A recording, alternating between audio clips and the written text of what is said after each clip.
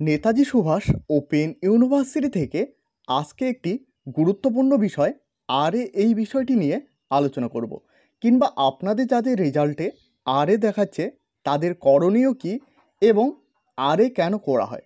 প্রথমে জানিয়ে রাখি, অর্থাৎ রিপোর্টেড এগেনস্ট।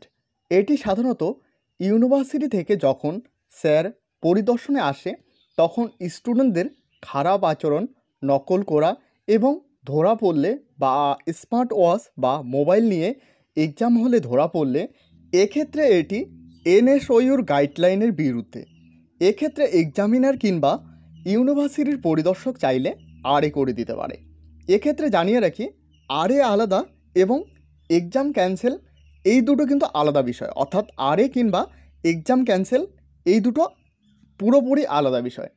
যদি পেপার ক্যান্সেল করা হয় তাহলে শুধু সেই পেপারটি পরের ইয়ার এক্সাম দিতে হবে।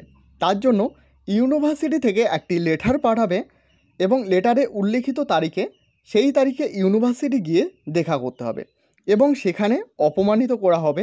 তারপর ইউনিভার্সিটির কর্তৃপক্ষ সিদ্ধান্ত করবে যে পরবর্তীকাল এক্সাম তোমাকে দেওয়া হবে কি না বা এক্সাম তোমার পারমিশন দেওয়া হবে কি না। এক্ষেত্রে কিন্তু বেশিরভাগ ক্ষেত্রে দেখা গেছে এক্সাম ক্যান্সেলের ক্ষেত্রে কিন্তু পারমিশন দেওয়া হয়ে থাকে। এবার হলে আপনার সব এক্সাম ক্যান্সেল করা হবে, রেজাল্টে 0 আসবে। এক্ষেত্রে ইউনিভার্সিটি থেকে একটি লেটার পাঠাবে, রেজাল্টে এরকমভাবে দেখতে পারবে লেখা রয়েছে বা রিপোর্টেড এগেনস্ট লেখা রয়েছে। লেটার না পাঠালে রেজাল্টের পর নিজে গিয়ে ইউনিভার্সিটিতে গিয়ে অবশ্যই খোঁজ নিতে হবে। লেটারে একটি নির্দিষ্ট ডেট দেওয়া হবে, সেই ডেটে আপনাকে উপস্থিত হতে হবে এবং সেখানে আপনাকে অপমানিত করা হবে এবং আপনার কোথায় কিংবা আপনার বিহেভিয়ারের উপর ভিত্তি করে ইউনিভার্সিটির কর্তৃপক্ষ সিদ্ধান্ত নেবে পরবর্তীকাল আপনাকে এক্সামে বসাতে দেওয়া হবে কি না। এক্সাম বসতে দেওয়া হলে পুনরায় সমস্ত পেপারের পরীক্ষা দিতে হবে। এখানে জানিয়ে রাখি, আপনাদের যাদের খাতায় থাকবে কিংবা রেজাল্ট নিয়ে কোনো রকম সমস্যা থাকবে অবশ্যই আপনাদের NSU examination department, Golpark Ramakrishna mission এখানে উপস্থিত হতে হবে এবং আপনার সেই বিষয়ে জানাতে হবে। এবং আপনাদের যাদের হয়েছে বা রিপোর্টেড এগেনস্ট হয়েছে এরপরও আপনার লেটার আসেনি, এক্ষেত্রে আপনাকে কিন্তু নিজে গিয়ে খোঁজ নিতে হবে।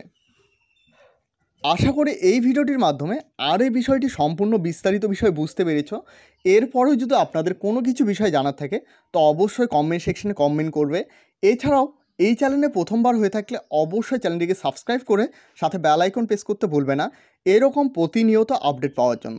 এবং এখনও পর্যন্ত আমাদের হোয়াটসঅ্যাপ গ্রুপ এবং টেলিগ্রাম চ্যানেলে জয়েন না হয়ে থাকলে অবশ্যই সকলে জয়েন হয়ে নেবেন, কারণ সেখানে সমস্ত আপডেট সবার প্রথমে দেওয়া হয়ে থাকে। ভিডিওটি শেষ পর্যন্ত দেখার জন্য অসংখ্য ধন্যবাদ।